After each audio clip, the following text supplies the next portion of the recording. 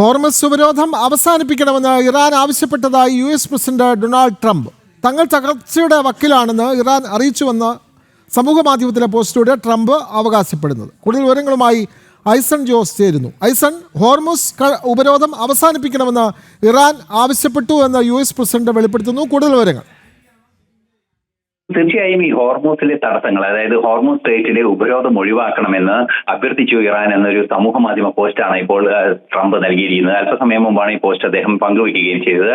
Iran അല്പസമയം മുമ്പ് തങ്ങളുടെ അവസ്ഥ വലിയ പരിതാപകരമായ അവസ്ഥയാണ്, തകർച്ചയുടെ വക്കിലാണ് എന്ന ഒരു നിലപാട് അറിയിച്ച് അതിനുശേഷം ഹോർമൂസ് അടിയന്തരമായി തുറക്കാനുള്ള നടപടികൾ സ്വീകരിക്കണം, ഏറ്റവും വേഗം ഹോർമൂസ് തുറക്കാനുള്ള നടപടികൾ സ്വീകരിക്കണമെന്ന് അഭ്യർത്ഥിച്ചതായാണ് ട്രംപ് സമൂഹ മാധ്യമത്തിൽ ഇപ്പോൾ കുറിച്ചിരിക്കുന്നത്. മാത്രമല്ല, അതിൽ അദ്ദേഹം മറ്റൊരു വാക്കുകൂടി ചേർത്തിരിക്കുന്നത് തങ്ങളുടെ നേതൃത്വത്തിന്റെ അവസ്ഥ അവർ തന്നെ തിരിച്ചറിയുന്നു, അല്ലെങ്കിൽ അത്തരത്തിൽ നമുക്ക് കരുതാവുന്ന ഒരു സാഹചര്യം ഉണ്ടായിരിക്കുന്നു എന്നാണ് അദ്ദേഹം അതിൽ എഴുതിയിരിക്കുന്നത്. തീർച്ചയായും സമൂഹ മാധ്യമ പോസ്റ്റിന് ഇത്രയും നിർണായകമായ അല്പം പ്രത്യേകതകളുണ്ട് എന്ന് തന്നെയാണ് മനസ്സിലാക്കുന്നത്. വളരെ വ്യക്തമാണ്.